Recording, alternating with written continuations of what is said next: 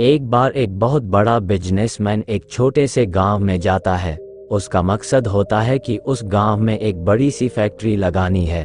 वह एक ऐसी जगह पर पहुंच जाता है जहां पर उसके सामने एक नदी होती है और उस नदी के सामने वह गांव होता है। अब उसके सामने दो रास्ते हैं।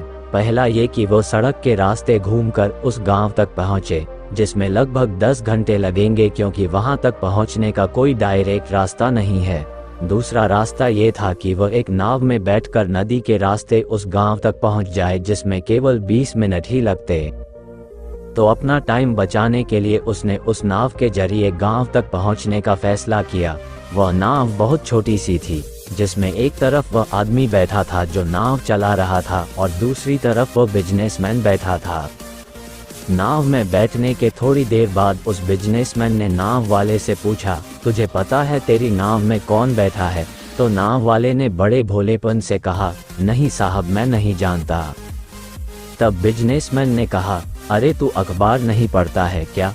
मेरी फोटो हर दूसरे तीसरे दिन अखबार में छपती है। तो नाव वाले ने कहा, अरे साहब, मुझे पढ़ना लिखना नहीं आता है। मैं बहुत छोटा सा था जब मेरे पिताजी गुजर गए थे और अपने परिवार का ध्यान रखने के लिए मैं बचपन से ही काम में लग गया, इसलिए मेरा स्कूल बचपन में ही छूट गया था। ये सुनकर उस बिजनेसमैन ने नाव वाले का मजाक उड़ाते हुए कहा, तुझे पढ़ना लिखना भी नहीं आता है, ऐसी जिंदगी का क्या फायदा? ये सुनकर उस नाव वाले को बुरा तो लगा, लेकिन उसने कुछ नहीं कहा। थोड़ी देर बाद वह बिजनेसमैन उस नाव वाले से बोला, अभी कुछ दिन बाद ये जो तू सामने जमीन देख रहा है ना, वहाँ मेरी एक बड़ी सी फैक्ट्री लगेगी जहाँ पर हम मिनरल वाटर की बॉटल्स बनाएंगे। उस नाव वाले को बात समझ नहीं आई। उसने कहा, किस चीज की फैक्ट्री? तो बिजनेसमैन ने बड़े इरिटेट होकर उससे कहा कि वहाँ पानी की बोतलें बनेंगी जो तेरे गांव में नहीं बिकती लेकिन शहरों में बहुत बिकती है। तब नाव वाले ने कहा, अरे साहब, मुझे कहाँ पता होगा, मैंने तो कभी इस गांव से बाहर निकला ही नहीं। फिर बिजनेसमैन ने उसके ऊपर हंसते हुए बोला, तू कभी इस गांव से बाहर तक नहीं गया, तुझे पता ही नहीं कि शहर क्या होता है, ऐसी जिंदगी का क्या फायदा? उसकी बात सुनकर नाव वाले को सच में ये लगने लगा कि उसकी जिंदगी किसी काम की नहीं है। ये सोचते हुए उसकी नाव पर से ध्यान हटी और नाव की एक बड़े से पत्थर से टक्कर हो गई, जिसकी वजह से नाव में पानी भरने लगा और नाव डूबने लगा। उस जगह पर पानी बहुत ही गहरा था और किनारा बहुत दूर था। नाव वाले को समझ आ गया कि अब इस नाव को बचाने का कोई तरीका नहीं है। फिर वो अपनी जान बचाने के लिए नदी में छलांग लगाने ही वाला था। तभी उसने बिजनेसमैन ने पूछा, आपको तैरना तो आता है ना? तो बिजनेसमैन ने घबराकर पूछा, ऐसा क्यों पूछ रहे हो, मुझे तैरना नहीं आता है? उसकी यह बात सुनकर नाव वाले को हंसी आ गई और बोले, साहब, आपको तैरना तक नहीं आता, ऐसी जिंदगी का क्या फायदा?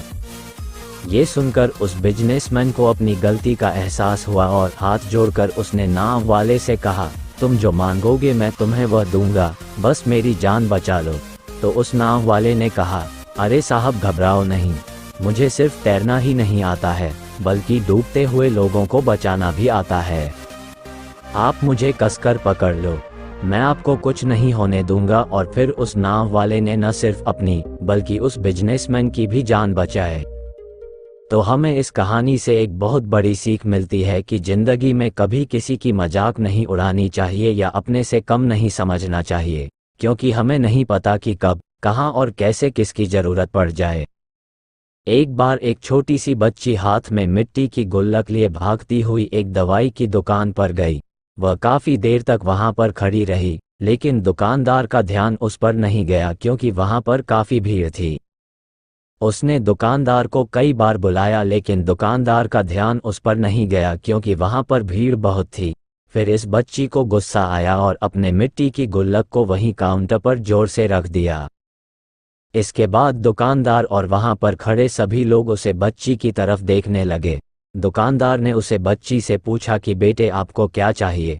तो वह बड़े ही भोलेपन से बोली, मुझे एक चमत्कार चाहिए। ये सुनकर दुकानदार को कुछ समझ में नहीं आया और ना ही वहां पर खड़े लोगों को कुछ समझ में आया। सभी उसकी तरफ देखने लगे। फिर दुकानदार ने उससे कहा कि बेटे चमत्कार तो यहाँ पर नहीं मिलता है। तो बच्ची को लगा कि वह उसे झूठ बोल रहा है।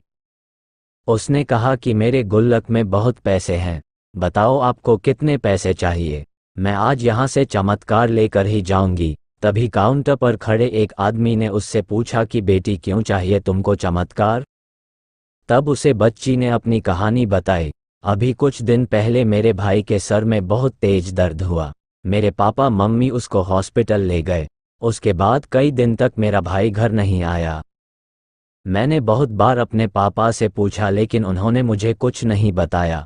वो बार बार यही बोलते रहे कि वह कल आ जाएगा, लेकिन वह अभी तक घर नहीं आया है। तभी मैंने देखा कि मम्मी रो रही थी और पापा उनसे कह रहे थे कि हमारे बेटे के इलाज और दवाइयों के लिए जितने पैसे चाहिए उतने पैसे मेरे पास नहीं है। अब उसको कोई चमत्कार ही बचा सकता है। तब मुझे लगा कि मेरे पापा के पास अगर पैसे नहीं भी हैं तो क्या हुआ, मेरे पास तो है। इसलिए मैंने जितने भी पैसे जोड़ रखे थे वह सारे पैसे लेकर मैं इस दवाई की दुकान पर आई हूँ ताकि चमत्कार खरीद सकूं। फिर उस आदमी ने बच्ची से पूछा कि कितने पैसे हैं तुम्हारे पास। ये सुनते ही बच्ची ने गुल्लक उठाई और जमीन पर पटक कर उसे फोड़ दिया और पैसे गिनने लग गई। वहां पर खड़े सभी लोग उसे देख रहे थे। थोड़ी देर बाद उसने सारे पैसे इकट्ठे किए और बोली, मेरे पास पूरे 19 रुपए हैं। वो जो आदमी वहां पर खड़ा था वह थोड़ा सा मुस्कुराया और बोला कि अरे तुम्हारे पास तो पूरे पैसे हैं, इतने का ही तो आता है चमत्कार। ये सुनकर वह बच्ची बहुत खुश हो गई और बोली, चलो मैं आपको अपने पापा से मिलवाती हूँ। बाद में पता लगा कि वह आदमी कोई आम आदमी नहीं था, बल्कि एक बहुत बड़ा न्यूरो सर्जन था और उसने सिर्फ 19 रुपए में उसके भाई की सर्जरी कर दी। उसका भाई कुछ दिन बाद ठीक होकर के घर वापस आ गया। फिर कुछ दिन बाद वह बच्ची, उसका भाई, उसके पापा और मम्मी चारों एक साथ बैठे हुए थे और बात कर रहे थे। तभी उसकी मम्मी ने उसके पापा से पूछा कि अब तो बता दो ये चमत्कार आपने किया कैसे। तब उन्होंने अपनी बेटी की तरफ देखकर कहा, चमत्कार मैं नहीं, इसने किया है। तो यहाँ पर एक बहुत बड़ी सबक है जो हम उस छोटी सी बच्ची से सीख सकते हैं। जिंदगी में कभी कभी ऐसा होता है कि हमको कोई रास्ता नजर नहीं आ रहा होता है और हम लोग हिम्मत हार जाते हैं। तब हमारे अंदर एक बच्चा होता है जो कोशिश करने से कभी पीछे नहीं हटता है। वह हार मानने को तैयार ही नहीं होता है क्योंकि उसको ना शब्द समझ नहीं आता है। वह बच्चा जिसके लिए कुछ भी नामुमकिन नहीं है कि क्योंकि वह हर हाल में कोशिश करता ही रहता है।